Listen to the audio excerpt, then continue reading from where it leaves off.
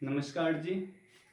तो आज फिर आपका एक बार गौतम झा संस्कृत क्लासेस में स्वागत है।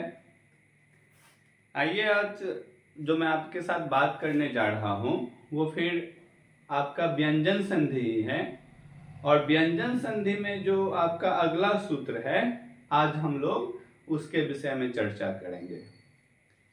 लेकिन इससे पहले कुछ बातचीत कर लें। जो मुझे आपसे बात करनी है वो है कि आप सभी को पता है कि इस प्लेटफॉर्म पे अब मैं आपके लिए संस्कृत के साथ साथ मैथ की भी क्लास ला रहा हूँ, जहाँ आप संस्कृत के साथ साथ मैथ भी पढ़ सकते हैं। और हमारे इस चैनल पे मैथ के कुछ वीडियो भी अपलोड हो चुके हैं, ज़्यादा पसंद भी किया गया है। तो मैं उम्मीद करता हूँ कि अगर आप लोग इसे पसंद करते हैं तो आप खुद तो पढ़े ही, और आपके साथ जो भी जितने भी बच्चे हैं जो जुड़े हैं, जो बोर्ड की तैयारी में लगे हुए हैं, उन सभी के साथ भी आप यह वीडियो शेयर करें। रहा हूँ जो जो चीज़ आपके तरफ से डिमांड किया जा रहा है, हमारी कोशिश है कि हम वो आपके लिए प्रोवाइड करें। तब भी अगर आपको कुछ लग रहा है कि आपके लिए मैं और कुछ कर सकता हूं, अगर आप मेरे से उम्मीद रखते हैं, तो आप निश्चित ही हमारे कमेंट बॉक्स में हमें बताएं। मैं और सर दोनों मिलके आप सभी के लिए कोशिश करूंगा कि और भी सुविधा लाए यहाँ पे। तो आइए, आज जो मैं आपके सामने करने जा रहा हूँ, जो आपका क्लास है, उसमें जो आपको आगे की सूत्र देखनी है वो देखिए। इससे पहले हम लोग व्यंजन संधि के 6 सूत्र पढ़ लिए थे। आज जो आपका 7वां सूत्र होगा वह सूत्र है तोड़ ली। सूत्र क्या है? तोड़ ली, जिसे लत्व नाम से भी जाना जाता है। लत्व संधि। और इसका जो सूत्र है वो आपका है तोड़ ली। ये आपका व्यंजन संधि में 7वां सूत्र है, 7वां संधि है, जिसका नाम है लत्व संधि। और इसका जो सूत्र होता है वो है तोड़ ली। आइए बात करते हैं कि ये तोड़ ली क्या होता है, इसका फंक्शन क्या है, यह किस तरह से काम करता है। तो आप यहाँ पे जाने, मैं आपको एक स्ट्रक्चर बताने जा रहा हूँ, उस स्ट्रक्चर को आप देखेंगे। लेकिन इससे पहले थोड़ी सी बात कर लेते हैं कि ये तोड़ली क्या होता है। तो तोड़ली संधि में क्या होगा कि आपका तवर्ग होगा, और तवर्ग के बाद लौ आएगा। क्या आएगा? तवर्ग होगा, और तवर्ग के बाद क्या होगा? लौ होगा। तब क्या होगा ऐसे स्थिति में कि जो ये तवर्ग होगा, ये तवर्ग बदल जाएगा लौ में। तवर्ग क्या हो जाएगा? लौ में। लेकिन थोड़ी सी यहाँ पे ध्यान देने की बात है कि इसमें दो तरह से बातें होगी। आइए मैं सीधे आपको बताता हूं। इसमें दो तरह से आपको बात याद रखनी होगी। पहला कि तवर्ग के बाद क्या होगा अगर लौ रहे। अब मैं यहां पे लिख दे रहा हूं, तवर्ग के बाद क्या रहे भाई? लौ रहे। तो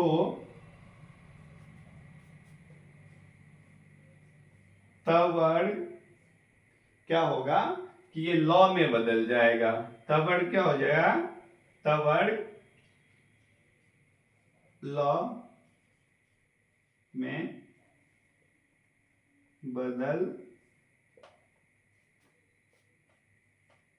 जाएगा।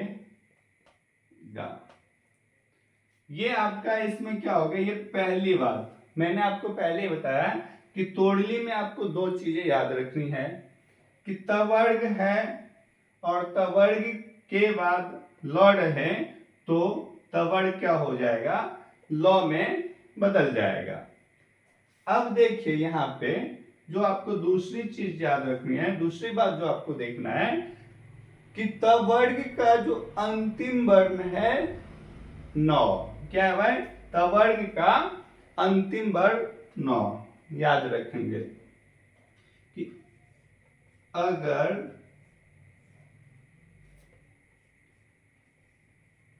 तवर्ग का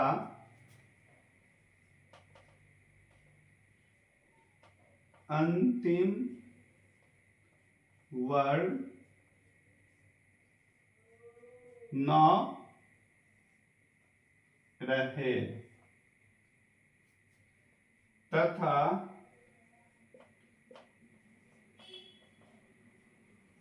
उसके बाद लौ आए तो क्या होगा, देखिए यहां पे ध्यान देना है। तो जो नौ होगा तो नौ क्या हो जाएगा, जो नौ रहेगा ना वो लौ में तो बदलेगा, लेकिन वो लौ क्या होगा, अनुनासिक लौ होगा। तो बाद उसके बाद तथा उसके बाद लौ आए तो नौ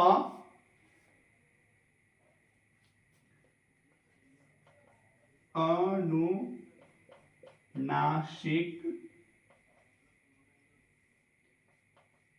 लौ में बदल जाएगा। तो क्या हो जाएगा कि अनुनासिक लौ में बदल जाएगा। लेकिन ये जो लौ के ऊपर चांद बिंदु है जो इसे अनुनासिक बनाता है, इसमें हम संधि पद लिखते समय क्या ध्यान देंगे कि ये अनुनासिक चिन्ह जो चांद है वह लौ पे ना आके उसके पूर्व वर्ण पे लग जाएगा। नोट,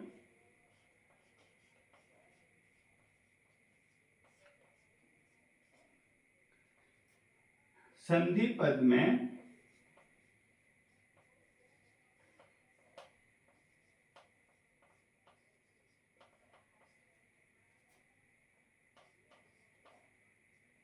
लौ के लौ पर लगने वाला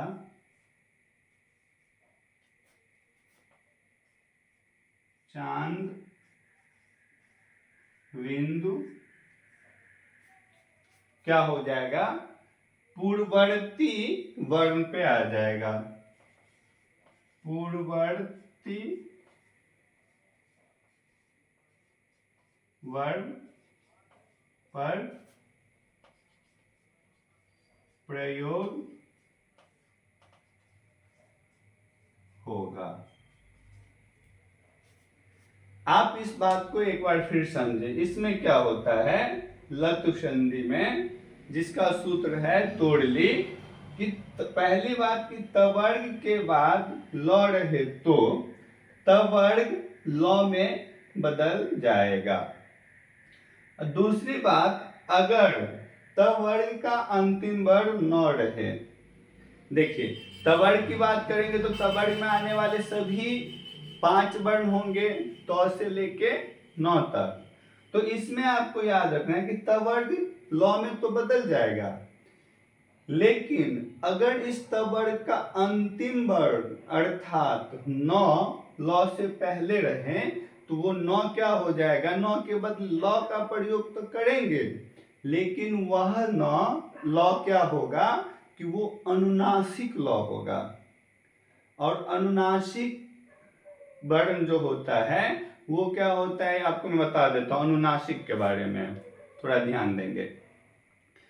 अनुनासिक वर्ग किसे कहेंगे? तो देखिए, सभी वर्गों का जो पंचम अक्षर है यम अंगणम, यम अंगणम, यह अनुनासिक होता है। आप यहाँ पे देखें सभी वर्ग का, मैं आपको पहले यहाँ पे देखा क वर्ग का ग, च वर्ग का, फिर ट वर्ग का, फिर त वर्ग का, और फिर प वर्ग का म। ये जो पांचों वर्ग का अंतिम वर्ण है ये होता है अनुनासिक वर्ण, जिसमें अगर हम प्रत्याहार की बात करें तो वो हो जाता है यम अंगणम, यम अंगणम, ये अनुनासिक होते हैं।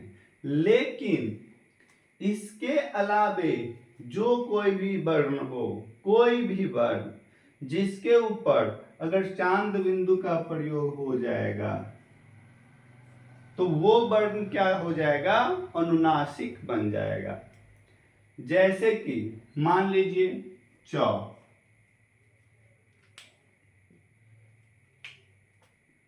मान लीजिए च, तो च अभी तो अनुनासिक नहीं है, लेकिन अगर इसी च पे हम क्या कर दें कि चांद बिंदु का प्रयोग कर दें तो ये च अब हो जाएगा अनुनासिक। कहने का मतलब वे सभी वर्ण जिसके ऊपर चंद्र बिंदु लग जाएगा अनुनासिक वर्ण कहलाएगा। तो इसी में कह रहा है कि अगर पंचम वर्ण न रहे, एक कंडीशन है आपके लिए, तो उस न पे के बदले जो ल का प्रयोग करेंगे हम तोड़ली सूत्र से, तो उस ल को हम क्या करेंगे? अनुनासिक में बदल देंगे। और जब हम संधि पद बनाएंगे उससे तो क्या हो जाएगा कि हम अनुनासिक ल के बदले ल लिख लेंगे और उसके ऊपर जो चांद बिंदु होगा वो ल से ठीक पहले वाला जो वर्ण आएगा, अर्थात ल से ठीक पहले जो वर्ण होगा उसके ऊपर हम क्या करेंगे? वो चांद बिंदु लगा देंगे। आइए इस बात को स्ट्रक्चर से समझें।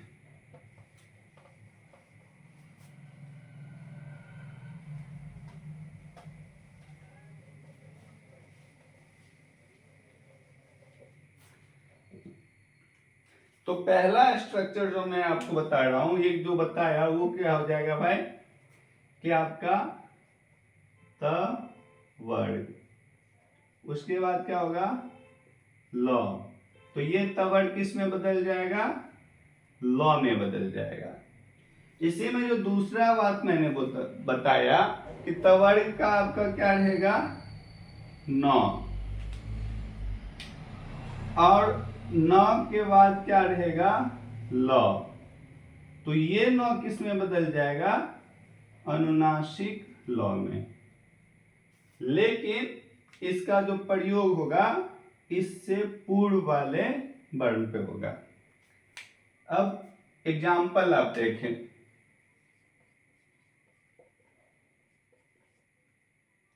जो आपका उदाहरण है तोड़ली का वो देखिए, इससे बात और भी स्पष्ट हो जाएगी। पहला आपका हो जाएगा, अब ध्यान देंगे इस पे, उदाहरण को ध्यान देंगे, क्योंकि आपने जो परिभाषा पढ़ा या जो भी स्ट्रक्चर बना वो सारा किस पे फॉलो करेगा, किस पे काम करेगा? उदाहरण पे। अगर उदाहरण में आपका ये बात मिल गया तो समझो आपका क्या है भाई? सही आप समझ रहे हो बात को। तो आप देखिए, उत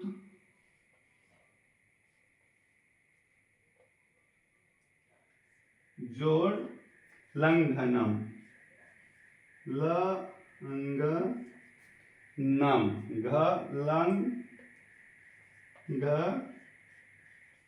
न, ये आपका पहला उदाहरण मैंने दिया। क्या दिया? उत्तर जोड़ लंघनम। अब आप देखिए इस दोनों में क्या मिल रहा है। तो आपका जो ये वाला स्ट्रक्चर है, ये स्ट्रक्चर यहाँ पे फॉलो कर रहा है तवर्ग के बाद ल। तो देख लीजिए तवर्ग का ही वर्ण है पहला वर्ण, इसके बाद ल है, तो कहला ये तवर्ग किस में बदल जाएगा? ल में बदल जाएगा। अब जो आपका संधि पद बनेगा, देखिए अगर बात आप समझ गए हैं तो कितना आसान है।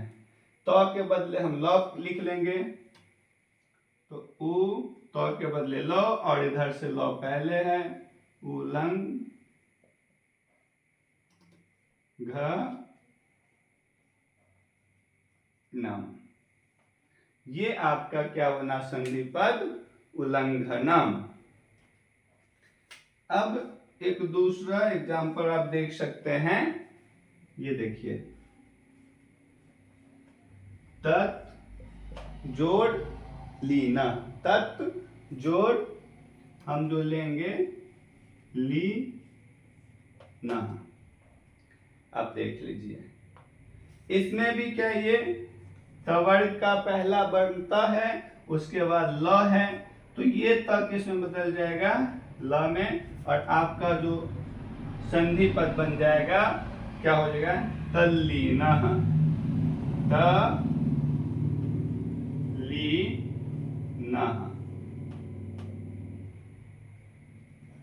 आप बात को समझ रहे होंगे। इसी तरह आपका क्या होगा, अन्य सभी संधि बनेंगे और यही रूल्स आपका काम करेगा। ये तो आपका हो गया इसका। अब इस वाले का हम देखेंगे, ये जो स्ट्रक्चर है, तो मैं इसे मिटाता हूं।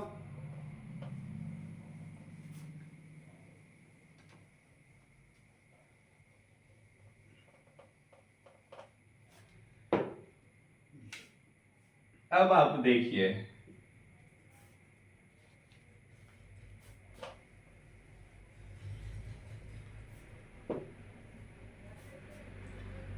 ये देखिए, इसका एग्जाम्पल मैं आपको देने जा रहा हूं, वो होगा महान,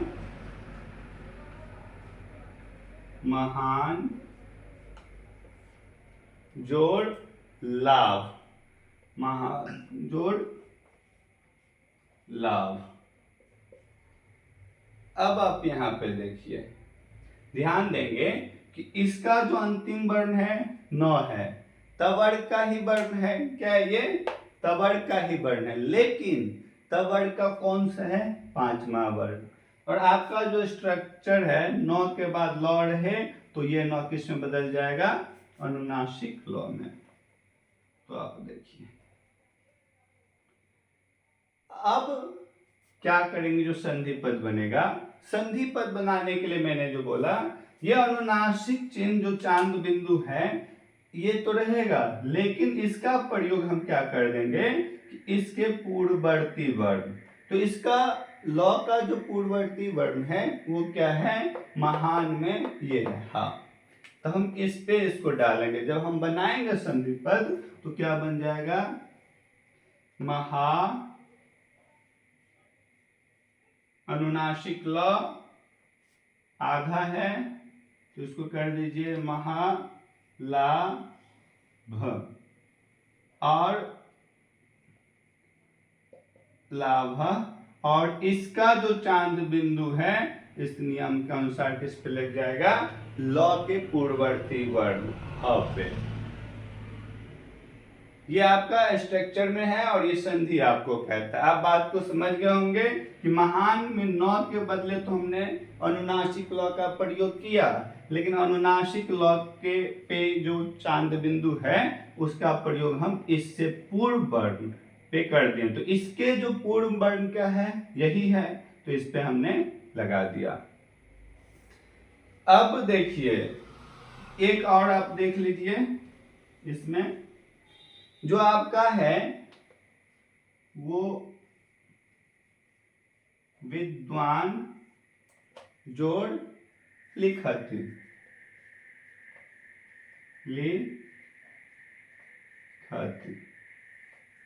अब आप यहां पे देख लीजिए, ये जो विद्वान है ना, विद्वान का अंतिम वर्ण क्या है, नौ है, और लौ के बाद उत्तर पद का जो पहला वर्ण क्या है, नौ के बाद लौ है, तो यहाँ पे तोड़ली सूत्र का प्रयोग होगा, और नौ के बदले हम क्या कर दिए, अनुनासिक लौ का प्रयोग कर देंगे।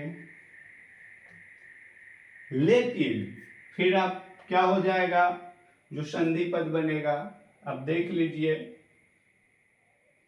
क्या हो जाएगा, इसके लॉ का चांद बिंदु हम किस पे प्रयोग कर देंगे, इससे पूर्ववर्ती इस पे। तो आपका जो बन जाएगा संधि पद वो हो जाएगा विद्वा लिखति। क्या हो जाएगा, विद्वान लिखति। अब देख लीजिए चांद बिंदु का प्रयोग किस पे है, इस पे हम कर देंगे। तो आइए आप सभी इस चीज को समझ गए होंगे अच्छे से, और अगर नहीं समझे तो पहले की तरह ही मैं बता रहा हूं, आप मेरे कमेंट बॉक्स में आए और मुझे बताइए। तो एक और मैं सूत्र आज आपको पढ़ाता हूं, बताने जा रहा हूं, जिस पर हम चर्चा करेंगे। बहुत ही छोटा सूत्र है, 2 से 4 मिनट में हो जाएगी वो। अब देखें,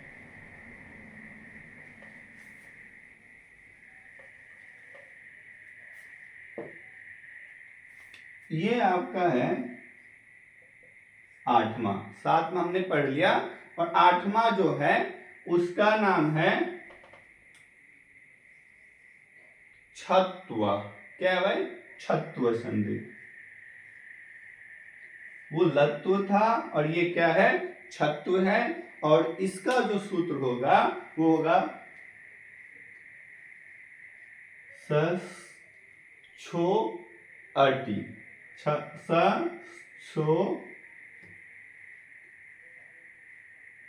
अटी। ये रहा लत्व का सूत्र, और मैं उम्मीद करता हूं कि आप इसमें जान गए होंगे कि कौन सा, इस सूत्र में ही एक संधि सूत्र काम करता है। मैं इससे पूर्व वाले वीडियो में भी आपको एक पढ़ाए थे मो अनुस्वारः, उसमें आपने जवाब भी दिया था। तो अगर आप भी आपको पता है तो आप मुझे जवाब देके बताएंगे। इससे क्या होगा कि आपका भी रिवीजन हो जाएगा, और मुझे भी लगेगा कि जो मैं यहाँ पे मेहनत कर रहा हूँ वो हमारे बच्चों तक सही तरीके से पहुंच रही है। अब बात करते हैं कि ये छत्व क्या है। ये जो सूत्र है सस्छु अटि, वो आपको क्या कह रहा है, तो पहले बात को सुन ले। ये कह रहा है कि इसमें तालव श जो है इसका क्या हो जाता है, छ हो जाता है। तालव श जो है उसका क्या हो जाता है, छ हो जाता है। लेकिन ये किस कंडीशन में होता है इसको जाने। तो कह रहा है, एक मिनट,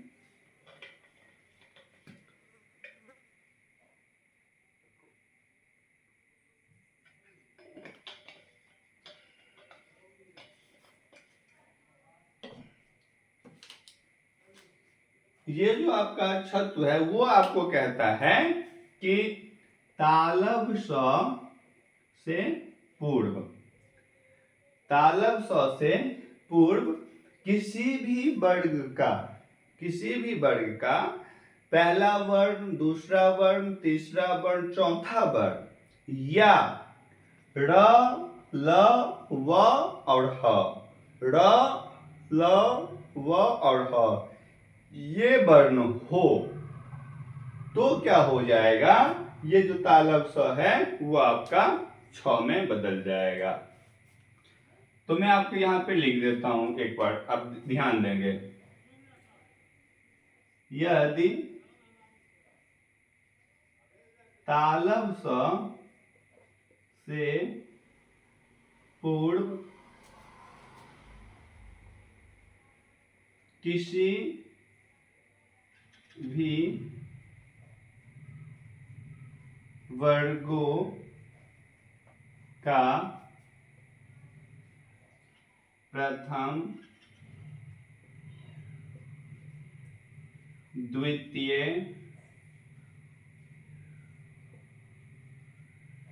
तृतीय, चतुर्थ वर्ण या र, ल, व तथा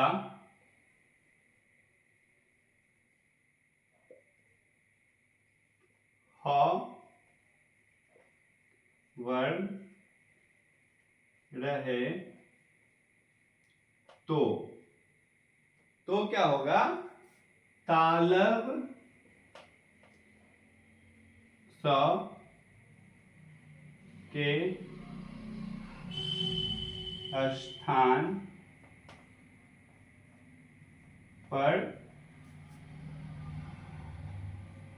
छ का प्रयोग होगा। आप बात को समझें, एक बार फिर से बता रहा हूं कि आपका जो 8वां वो सत्व है और सूत्र है सश्चो अटी। यह कह रहा है कि यदि तालब स से पूर्व, यहां पे आप स्ट्रक्चर देख लें,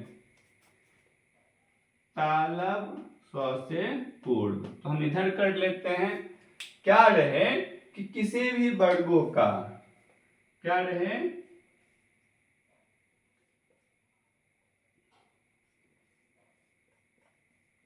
वर्गों का। अब मैं अंक में लिखूंगा, प्रथम वर्ण, द्वितीय वर्ण, तृतीय वर्ण, चतुर्थ वर्ण या र, ल, व और ह रहे। इतने वर्ण आपको क्या रहे कि इससे पूर्व रहे, तो क्या हो जाता है आपका कि ये जो स है ये छ में बदल जाएगा। क्या हो जाएगा? ये स छ में बदल जाएगा। अब बात को समझ गए होंगे। अगर आप इस चीज को देखते हैं, यहां समझते हैं, तो मैं आपसे रिक्वेस्ट करूंगा कि आप जब भी वीडियो देखते हैं तो कॉपी पेन लेके बैठें और सभी बातों को नोट्स कर लें, ताकि ये आपके पास रह जाए और रिवीजन करने में क्या हो, सहूलियत हो। आइए इसी चीज को हम देखेंगे अभी।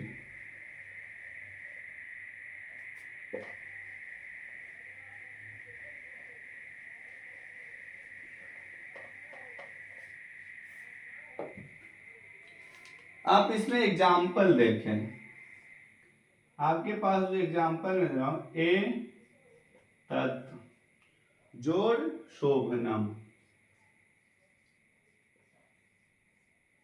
शोभनम। अब आप देखिए आपके पास क्या है, ए तत् जोड़ शोभनम। तो यहाँ पे तालब श है, इससे पूर्व क्या है, वर्ग का प्रथम वर्ग, और आपको पता है कि वर्ग का प्रथम, द्वितीय, तृतीय, चतुर्थ वर्ण र, ल, व और ह, इतने वर्ण में से भी जिससे पूर्व कोई वर्ण रहेगा तो ये बदल जाएगा